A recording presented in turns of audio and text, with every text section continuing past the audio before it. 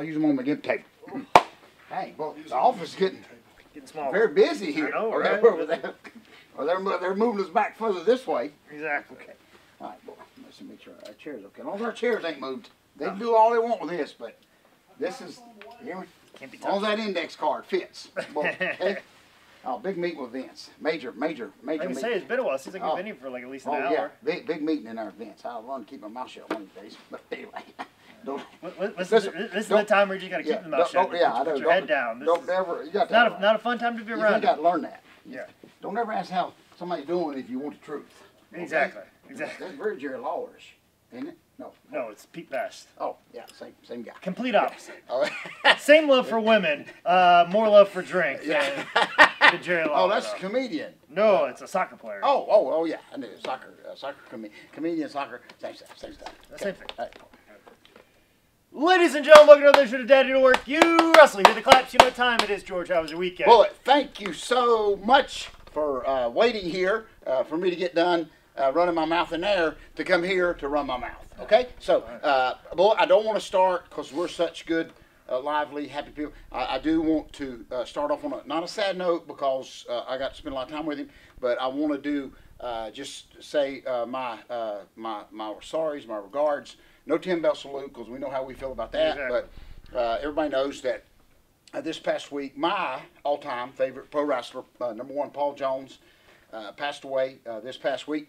And so I just want to, long after we're gone, I want this video to be showed to my grandbabies in infamy, not to depress them, make them sad, but I loved him. I mean, he was like, you know, we all had that when we were little, and you saw that wrestler, and you just fell in love with him.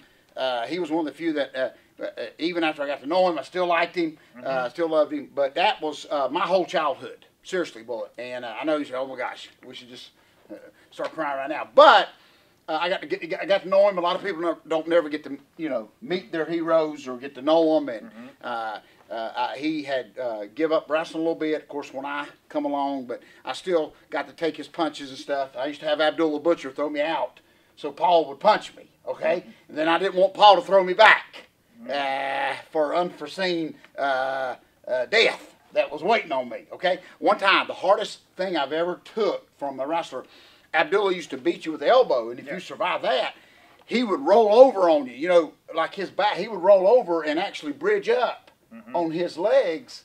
So there'd be more weight on top of you. Yeah, on top of me, and then he would. A couple times he had Paul Jones stand up on top of him, on top of me. And people wonder why I'm nuts. But anyway, I still love Paul through all that. And it's just going to be kind of sad. Because I still watched his matches, you know, with Jack Briscoe and of course Florida. And then it's just sad. I know we all can't live forever. And, you know, John Wayne says that, well, no, that had nothing to do with this. But John Wayne's quote was, life's hard, but it's harder if you're stupid. That ain't got nothing to do with me being sentimental right now. But anyway, I know why I brought John Wayne's name up. Just to relate that to our heroes, you wish they could live forever, and they don't. And so life basically sucks at the beginning of this show. But I very much was in love with him. I've got a few things from, like one of his original Mr. Florida mask, and my all-time prized possession is, of course, that watch in 1975. It was a shoot. Which they did a PWI article about. Which yes, was the they first did. Time I remember reading that article, and I was like, who is this old man talking to Paul Jones? Oh, I love that. And sure enough, a few years later, that would be the man that trained him. I love that, boy. Who is this crazy man holding this Casio watch up? Well, I may have to like it's the greatest, the greatest possession of his entire life. Oh, that dang pollen! I didn't. We got a window open in the office, but that pollen's coming through here. Okay. Oh boy, I just start crying. But anyway, and what was so cool about that contest is back in the day, before everything was a big work, the contest was actually a shoot. But in other words, if let's just say Don Kernodle, nothing against Don Kernodle, but if Don Kernodle had got the most postcards, they was going to give that watch. They opened it up to anybody. Of course, I was very involved. I used all my grass cutting money, you know, to send in 1 million postcards. Of course, Paul won this watch, most popular wrestler of like 1974, 75, and then many years later, I went to his office. He owned, a little garage in Charlotte, and got up ready to leave. And he said, "Remember this?" And boy, it was like Dorothy slippers. I mean, it was just like you go visit somebody at a garage, you get your oil change, check the antifreeze, and then they show you Dorothy slippers. Okay, and then I remember I was holding my youngest son Garrett, who was like 2 months old, and when he threw the watch, I basically dropped the kid. I mean, seriously. I think that's why Garrett hates me to this day. But anyway, I got the watch, and here that old-timey sense of humor-ish that they only think's funny, but we don't. So we had a great visit, and I was sweating bullet. We got ready to leave. I strapped my my baby, my son in the car, and had the watch in the seat. I had the kid in the back, and I had this in the baby seat, the watch. And then when I got ready to leave, Paul come out of the office. He said, "Hey," I said, "Oh my gosh," and I stopped, and he said, "That watch." I said, "Yeah." He said, "I want it back." And boy, the emotional roller coaster is, I said, "What?" And he said, "Yeah, I want it back." He said, "You don't think I really meant that, do you?" Boy, I basically had a meltdown. I melted. I had that, what's that one girl, the one actress that always has a meltdown? She never did really move. Kind of a young girl. She's had like 1,400 meltdowns. But, oh gosh. Lindsay Lohan? Yes! A bullet! You're good. Yeah. I'm taking you straight to Jeopardy. Okay. You understand what I'm saying, bullet? Lindsay Lohan. I'd have been here for 30 minutes trying to get her first name. Bullet, that's perfect. So, Lindsay Lohan, I had that meltdown. Okay, but anyway, so I gave him the watch. I gave him back through the watch. Bullet. I was almost trying to trade the baby for the watch. I would have done that without any... The baby's already damaged, so he wouldn't have made the trade. You dropped the baby. Yeah, he saw you drop the baby, so he knew it was damaged goods. My baby had the Kevin Sullivan knot. Yeah. From this special week. My baby, so yeah, I couldn't have done that. Good point. But anyway, so Bullet, I've never dreaded pulling a car after he's sitting there holding my watch. I had never dreaded pulling that gear down in drive because I thought, I hate him right now. That's not a rib. That's just cruelty. Okay? And as I turned, he started giggling. He said, "Come on back here." Bullet. I said, how much emotional. That tells you how good of a worker was. He just had me like pee in my pants, clean it up, and pee in my pants again. So emotional. But anyway, so he just pitched it to me. He said, "Ha ha, gotcha." I think, "No, you didn't. You're being like a jerk right now." But anyway, so I kind of laughed too, and a fake laugh. And boy, I floored it. And of course, I have the watch to this day. So, anyway, it's just a sad day. You know, we did here early on in High Spot Shoot interview deal. Me and Paul did one here, so, and it's still available. But anyway, so it's just sad, Bullet. Well, and I should let you know, I also did a little tip of the cap to Paul Jones this past weekend. Oh. I wrestled a match with White Mike, and I proceeded to cut an interview while I was wrestling a match because you can't keep a microphone out of my hand. So I had a live microphone. I was doing commentary on my own match, very Jerry Lawler 1996-ish. Cutting a whole interview and telling people like old school wrestling moves, and I was hitting Mr. Wrestling #2's knee lift. And then I was like, here's an oldie but a goodie. And I knew as soon as I put it on, I'd hear some moron say woo. And I go, "No, you goof. I'm putting it on the Indian Deathlock." Oh, gosh. The way the Indian Deathlock was meant to put on, and you might be, and I even said, you might be, hey, that doesn't look like the way Triple H put it on. It goes, because Triple H put it on wrong, because Harley put it on wrong. That's right. Because Paul Jones put it on right, because he got exactly a Billy White Wolf, who is an actual Indian. That's exactly right. This is the true Indian Deathlock via Paul Jones. Oh, I love that. Very good. Yeah, and somebody thought it was the Ric Flair figure 4. As soon as I did the turn, I said it's not even like the really messed up way that Dusty Rhodes put on the figure 4 either. This is the Indian Deathlock right here. Oh, thank you, Bullet. Thank you. And I'm gonna miss him. I mean, it's just you still have the YouTubes and the videos and all that, but it was pretty neat to be able to call him. You know, I remember one time I saw him. I think I told you I saw him and Jack Briscoe have a match where they basically did everything the wrong way that we do it, and I thought they'd screwed up. I mean, here's the greatest 2 in the world, and remember I told you I couldn't wait to call Paul to say, "Ha ha, Mr. Great Guy, you just screwed up." But then that's when he smarted me up. He said, "No, when you got 2 people that know what they're doing, you do what the heck you want, and you basically can because they did it so wrong it was perfect." Bullet. But anyway, so. Well, and I always love the stories when you tell me about Paul, that he would spend time in Florida. He would split time between Florida and the Carolinas, and he would disappear down to Florida, and he wouldn't tell anybody he'd be back in town, and he would come running in at Park Center to make a save for Steamboat or somebody else, and you see that back door come flying, and here comes Paul Jones making a save for Steamboat. Oh, Bullet. And one of them, of course, everybody thinks you're weird. I think I try to wear them now, but in them big flowery red, back then sports shirt looking, big collar looking stuff. One of my favorite, he showed me a black and white picture one time where in Florida, it was like 200 degrees outside, and they played a charity softball game where the wrestlers played like the local celebrities, whatever. But he was Mr. Florida down there, and so he's got this mask on, and the mask is like literally sweating. I mean, it's just, you can see it pouring sweat out. And he started cussing when he showed me a picture. And I said, Paul, what's the story? He said, Dad burned Dusty Rhodes. He said he made me wear a hood at this softball tournament, in a softball game in 200-degree weather. It wasn't about nothing. I mean, beautiful looking hood, but Paul said, yeah, that Dad burned Dusty Rhodes got me that day. Said, we argued and I had to wear a mask during 200-degree weather. So, anyway, it's just sad, Bullet. I know. But one thing that isn't sad, I'm sure if you asked Paul, probably minutes before he passed, the one thing he would say is probably Steamboat turned on me. Oh, yes. Yes, he would. Oh, I love that. And to this day, he still believes that Steamboat turned on him. But when I used to go to the Park Center, even as a kid, I remember just, the wrestlers would actually, if you believe this, wrestlers would come out and watch some of the matches.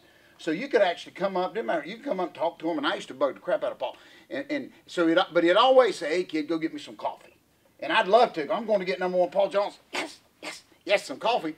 Come think of it, I was only like 6, but I think I had to pay for it. But anyway, that had nothing to do with it. But anyway, I'd always come back with the coffee, and he'd be gone, Bullet, every time. And so I just thought, man, he's busy. He's back there doing setups, push-ups, getting ready for his match, probably running around the block, getting ready. And then later on, of course, I asked him. Of course, he told me. He said, oh, yeah, I remember all that. He said, you were driving me nuts. And he said, I just did that so I could get away from you. So that hurt for a moment, but then it was kind of cool that he remembered it, even though I was a jerk, and he just wanted to get away from me. So I came back all those times with coffee and no hero there. But now that I tied that loose end, knowing why he was gone, it was a special moment. So anyway, I'm going to shut up. A lot going on this week, but just I love Paul Jones. Just what we all had that moment when we said, man, I think I want to do that. I want to be that way, and to get to know him and be around him. And I even had scrapbooks as a kid, and it was funny because I was just telling Vince, I actually gave, when I got to know Paul, because he didn't have nothing, I gave him those scrapbooks, which was basically the dumbest thing I've ever done in my life. So for the next following 15 years, my quest was to get them all back.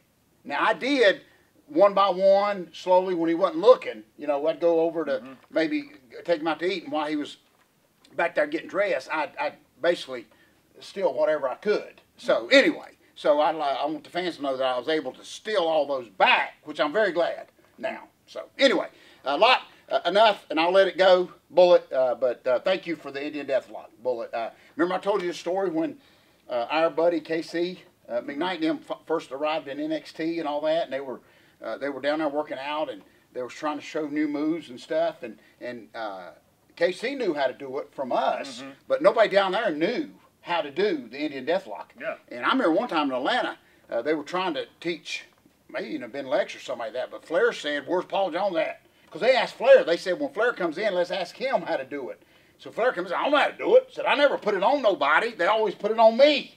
But he said, where's Paul Jones at when you need it? So anyway, I'm going to shut up, Bullet.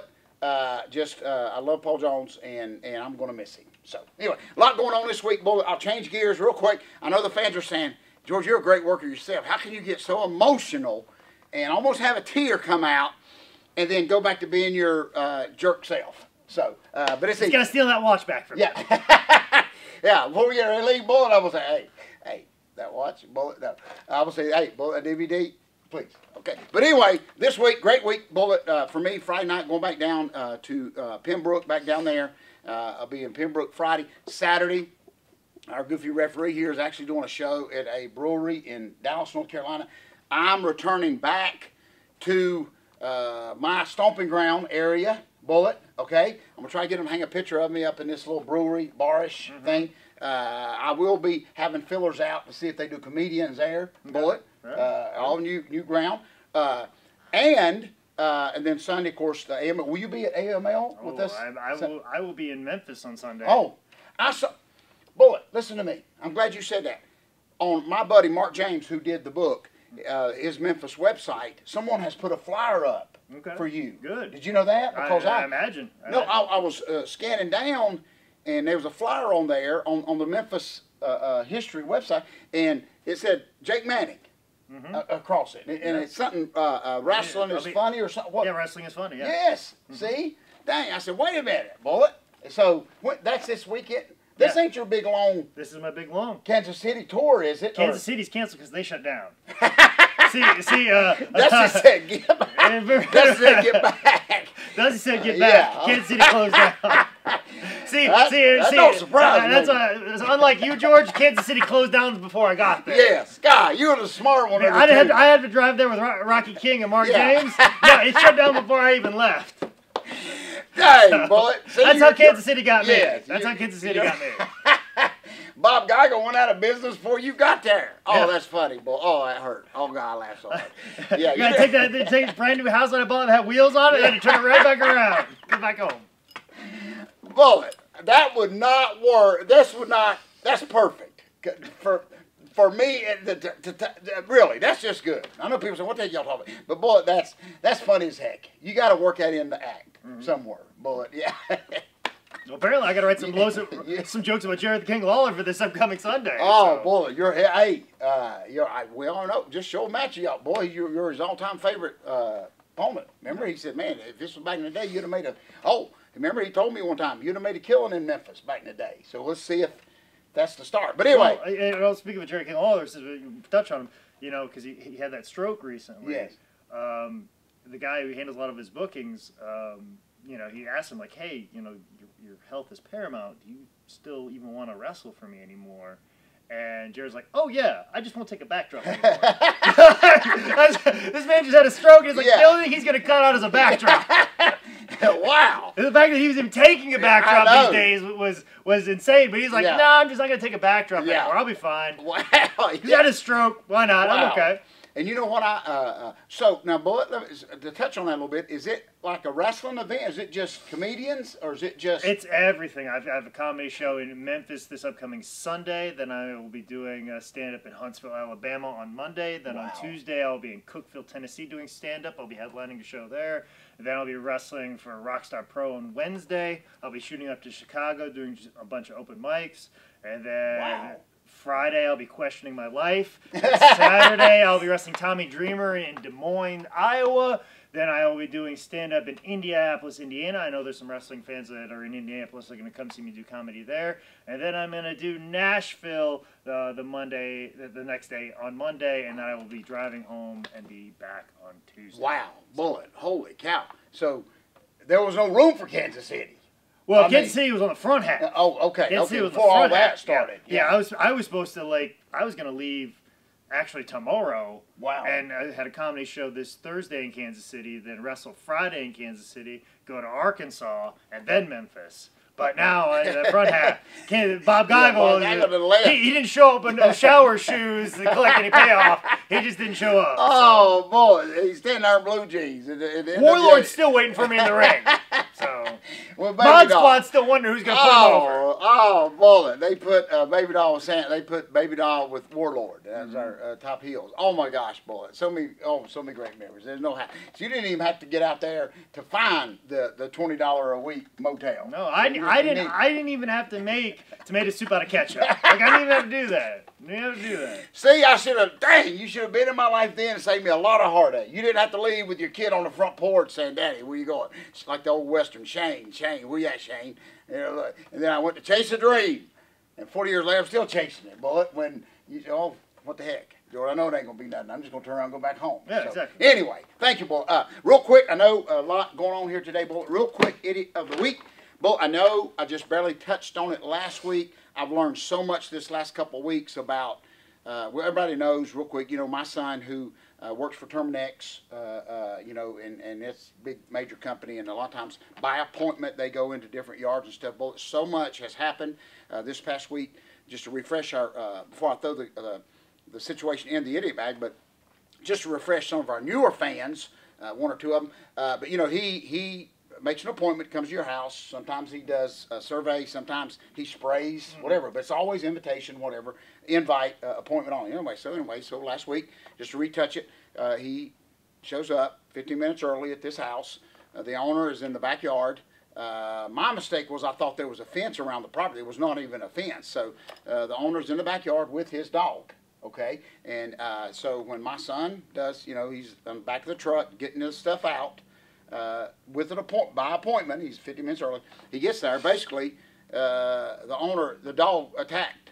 I mean, he didn't bite. There's a big difference. I learned that this week. A dog bite can be you just petting little Snoopy and he just little stomp their teeth. Exactly. But a dog attack, it changes everything. Yeah. So this dog basically attacked, you know, my son. And of course, you know, happened so fast, whatever, he boom, clamped down on, blood everywhere. My son beats the dog off. Before you know it, MTIs, CIA, FBI, police, animal control, everybody's here, okay? So the end result of this thing basically is by my son fighting back, which I think I would have done too, and my son, all he wants is, here's the thing, boy, he had to go get 17 shots. Can you believe that? That they took him straight to the hospital. Now, he has to go back in 2 days and get 4 more shots. So, one time, 17 shots. I told him if he drank a bottle of water, or this great water right now, he'd spew like a sprinkler system. But 17 shots, listen to this, boy. So, they quarantined the dog, okay? No questions asked. Dog's gone, okay? And they have to keep the dog 10 days to see if this dog has rabies or whatever. I mean, you don't know. The dog, you don't know. It did some damage. Anyway, long story short, my son missed a couple days of work or whatever, and so I start hearing stuff that by my son fighting back, there's basically nothing that can be done. In other words, his medical bills will be paid, but nothing for, you know, not even your gas driving back to the hospital. And it just, I said, no, this can be right. I mean, and the dog wasn't even on a leash, boy. He was like you know, like one of them strings in the back of our mask that we sell. It wasn't even like a leash. So anyway, so he, what we're finding out is, and my son has even been told this, is you should just lay there, basically. They told my son, but now this is, you know, everybody gives you advice that don't have a clue. Everybody say, well, go after the guys. Not when the dogs bite on you. No. And also, too, if you know dogs, if you show some sort of assertiveness, yes, sometimes they'll back off. That's exactly right. Now, if you know, especially if it's a tax, it's a different story. You know, it all depends on the atmosphere. It does. It's a case by case. What blowed my mind is even sometimes a attack dog, if it's yelled, a command, it'll stop. But if you assert dominance, it might stop. Yes, exactly. Dead in its tracks. And you let them know I'm not here to be messed around with. That's exactly right. They'll back off. And boy, what was scary about this, and a lot of people thought and I did not make any of this up. What was scary is the dog. Most dogs will give a bark, a warning bark, like back up. This one didn't. This one just knew what he was there for. I really believe that. But anyway, long story short. Nothing is going to happen to this owner. I mean, nothing. I mean, seriously, Bullet. The dog has not been put down yet. This is what breaks my heart. I mean, yeah, my son's going to be okay. We were even told when they patched my son up, instead of using stitches now, they use super glue. Yeah, so because it don't scar as much, Bullet. Because Sabu was the test. Oh yeah. Oh God.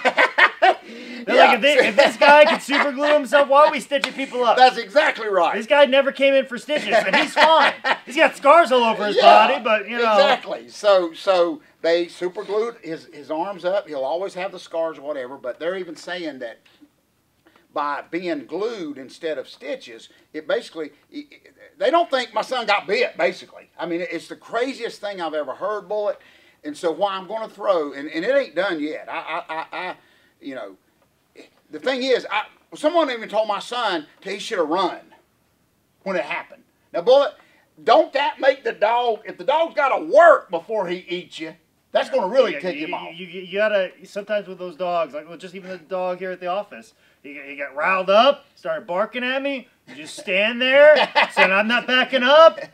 You need to calm down, because I'm not going anywhere. Because I freaked out, it would go after me. That's exactly right. Feel like it can take advantage of me. I'm not going to let that dog know that about me. And see, Bullet, they do have now, I mean, we're not blaming the company they work for or anything like that, because now they do have, you know, you got that little mace can, but it only works when you're attached to my neck. Exactly. Does that make sense? It don't shoot from here to the camera, Bullet. But anyway, so the end result of all of this, of course, the medical bills will be paid, but nothing...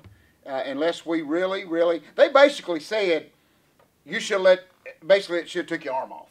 If you want to hold that guy, and everybody said, well, go after homeowners. Well, if the guy don't own the home, you can't, you know what I'm saying? And here's what really, and I know we got to shut up before I throw the owner in here. Here's what I found out. We can't give this dog more love than Paul Jones. No, I'm telling you. Exactly. So let's just, Bullet, you as the victim with your arm super glued, okay, turban on your head, very sabuish. You can't contact the owner at all.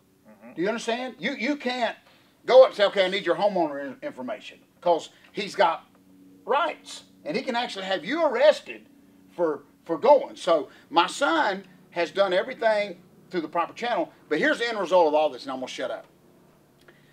The dog, even if the dog don't have anything, because he was already 2 years behind on his shots. Let me add that. So here's the end of the thing, Bullet. Which is even more dangerous. Yes. Which even goes to show how much control you have. That's exactly right. And then that's even scarier thing. What if it was not a dog? What if it was a gun? That's exactly right. Now, then we're in the same exact predicament. Anybody can get a dog. Anybody can get a gun without any proper training. And that's my whole point is precautions broken down. I don't think anybody should be able to. I mean, here's the thing, real quick, and I got to get my point. It took me 2 hours, but listen to me. So let's say the dog doesn't have rabies, okay? But he's been at this vet for over 10 days, and that's going to be expensive. So if you think this owner he won't go get that dog. You know what I'm saying? Even if they let him have that dog back, he didn't even he wouldn't even pay for his shots or even a leash. So the dog will be put down, because you know the owner ain't gonna go pay this $10 10-day vet bill. Yeah. So the only one out of it that just goes on with his life is the pet owner. I mean, my son will always have the scars. He will always walk with a limp from having 17 shots. Bullet. And the scary thing is, what if it would have been, because there's ladies that work for this company, you know, there's a little bit smaller men. I mean, so for me in 2018 to believe that you're basically supposed to lay there, he was even told that he should have just laid down a ball and let that dog just basically do whatever it wants. Do whatever. And then you can stand up and say, okay, he ate my arm off. When I don't know anybody that could do that. Your natural instinct is going to be to fight this dog off. Hopefully.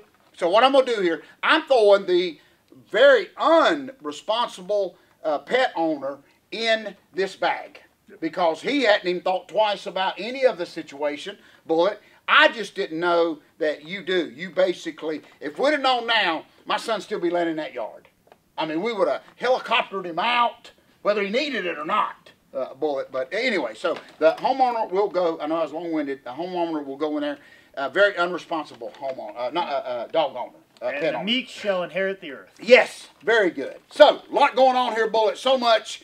We went from just emotional. Yeah, Bullet. Please get that. That's mic drop. Nobody caught me this weekend on my dive. Where I fall backwards. Nobody caught me. So my back is. My back feels worse than yours does. So you're going to start turning this way just so you can make sure. So I can stare at them. I mean, like you're catching me, right? Yeah, so you can put them into position, Bullet. Oh yeah, so you'll have to. And turn. 2 guys too. Oh God. 2 guys. All I got was a shoulder and an arm. And you went right through them? No, not even through them. Oh God. They were over here. I was falling way over here. All I got was a little shoulder. You know. And they didn't run to catch you or nothing, Bullet. No. Bless your heart. Bless your heart. Decent wrestlers, awful center fielders. Yeah, so not only did we throw the unresponsible pet owner, but also the unresponsible wrestlers that was supposed to have been there. Just skip it with me. So, folks, real quick, I know we covered a lot here. This is one of James Drake's favorite shows. But folks, listen to me. If you get bit, if you get a dog attack this week, just lay there and let it eat you. Okay? That's my advice to you. And when it does eat you and you're laid up in the hospital, if you need something to read, is the second greatest book of all time, which is available at highspots.com. If you want to know more about what I'm doing, especially next week, while I'll be on the road all next week, make sure you follow me on Twitter at ManScoutManning or on Instagram at ManScoutManning. This has been another edition of Dad, You Don't Work, You Wrestle. good show.